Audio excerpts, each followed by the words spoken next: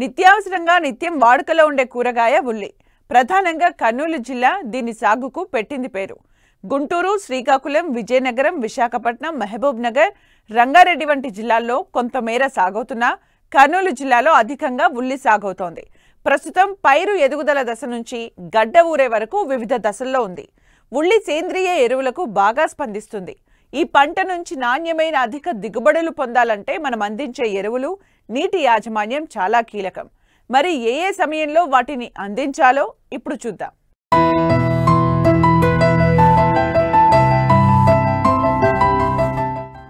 ఉల్లి పంటకు ఖరీఫ్, రబీ, వేసవి ఇలా అన్ని కాలాలు అనుకూలంగా ఉన్నా రబీ పంటలో అధిక దిగుబడి వస్తుంది. గడ్డ నాణ్యత అధికంగా ఉంటుంది. రబీ ఉల్లిని నవంబర్, డిసెంబర్ నుంచి ఏప్రిల్ వరకు నాటుతారు. నీరు నిలువని సారవంతమైన మెరక నేలలు ఈ పంటకు అనుకూలంగా ఉంటాయి.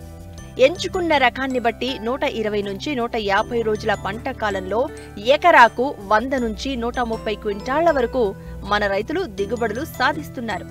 ఇప్పటికే చాలా ప్రాంతాల్లో ఉల్లి నారు నాటగా, నారు పోయటం ఆలస్యమైన ప్రాంతాల్లో ప్రస్తుతం వేసవి పంటగా ప్రధాన పొలంలో నాట్లు వేయడానికి రైతాంగం సన్నద్ధమవుతున్నారు. ఈ పంట ఏప్రిల్ నెల వరకు కొనసాగుతుంది.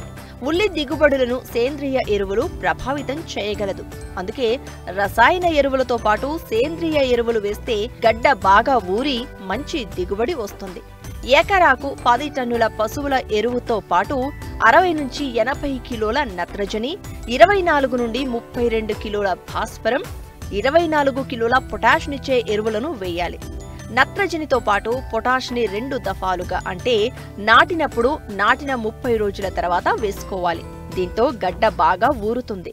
రసాయన ఎరువులతో పాటు జీవన ఎరువులైన అజోస్పైరిల్లం లేదా ఫాస్ఫోబాక్టీరియం 2 కిలోలు 1 ఎకరా చొప్పున వాడితే మంచి దిగుబడులు తీసేందుకు ఆస్కారం ఉంటుంది. 1 హెక్టారుకు 20 నుండి 25 కిలోల సల్ఫర్ను ఆఖరి దుక్కిలో వేస్తే గడ్డ గాఢత పెరుగుతుంది. ఉల్లి సాగులో మనం చేపట్టే పోషక యాజమాన్యంతో పాటు అందించే నీటి తడుల విషయంలోనూ జాగ్రత్తగా ఉండాలి. నాటిన 60 రోజుల వరకు 12 నుండి 15 రోజుల వ్యవధిలో 4-5 తడులు ఇవ్వాలి. గడ్డ ఊరే దశలో 6 నుండి 7 రోజుల వ్యవధిలో 7-8 తడులను అందించాలి. కోతకు 15 రోజుల ముందు నీరు కట్టుట ఆపాలి. తేలికపాటి నేలల్లో నీటి తడులను ఎక్కువగా ఇవ్వాలి.